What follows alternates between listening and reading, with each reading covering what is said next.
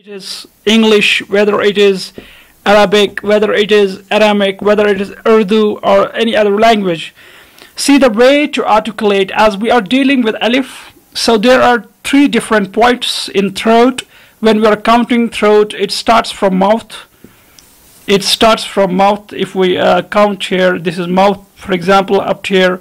If it starts right here, then there is pharynx, larynx, there are vocal cords, then so this very deepest part of this throat is near to chest, and the middle part is there, it's right here, and the closest part is near to mouth, near to this closest part, and middle part is exactly the middle of this closest part and the part which is near to chest.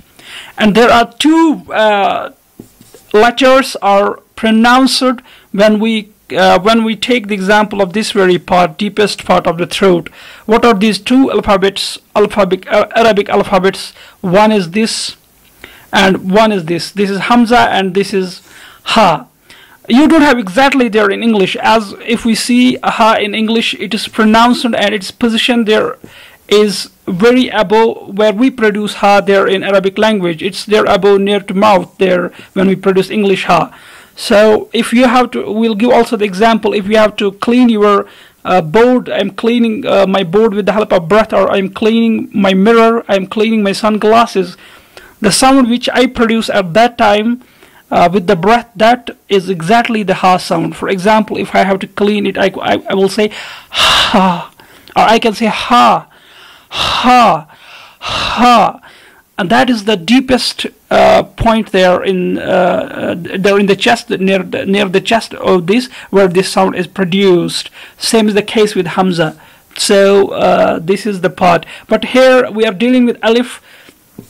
Alif as a lengthened vowel, or wrongly long vowel with ya and waw. There, it's exactly, we don't have to go deep there in the throat and produce it. No, when we just see their vocal cords, we have to simply vibrate our vocal cords. As you know, in English, when there is vibration of vocal cords, the sound produced is always voiced sound. And English vowels are always voiced. All vowels are voiced sounds, and among consonants, some are voiced, some are voiceless. And when there is no vibration of these vocal cords, then it's a voiceless sound. So like alif, this oo and ya, these are three sounds. We don't have to go there deep into the throat, and we have to vibrate only our vocal cords and then leave the passage and opening our mouth, and we have to be very neutral, not too much exercise we have to give to our lips. That's in case of waw. In case of alif, we have to be a bit neutral than waw, and then leave the passage and vibrate the vocal cords. This is for the alif. Now some more characteristics of this alif. Some characteristics are this are more in case of nouns. For example, if we have three-lettered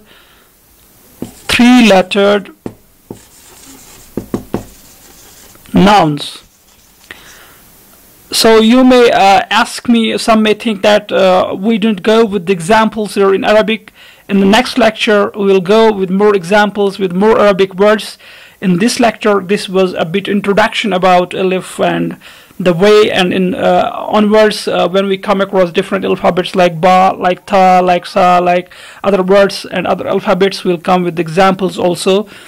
When there is a three-letter word and it ends with long alif, it ends with long vowel alif, that very noun is called irregular noun.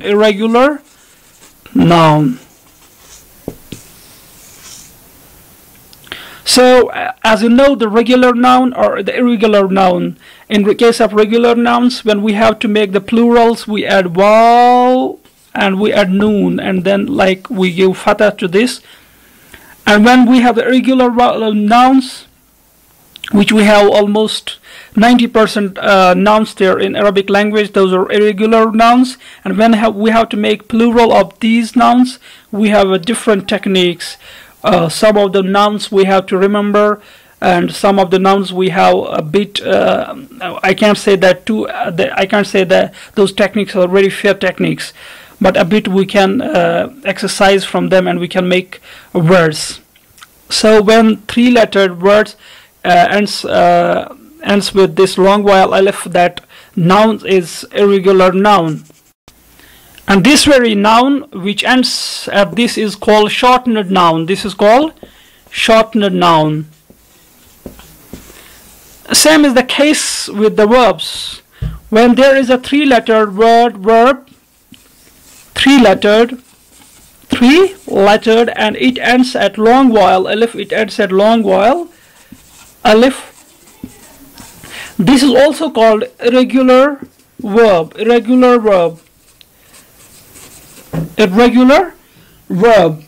And we have a special name to these very verbs. These are called defective verbs.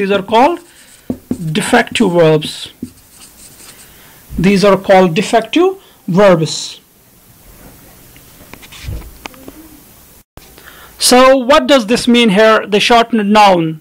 When the long vowel sound, as we know the pronunciation, some may ask that when the pronunciation of this long vowel is ah, as we see in English, this is a ah phonetic sound, and why we call it a shortened noun when it comes there.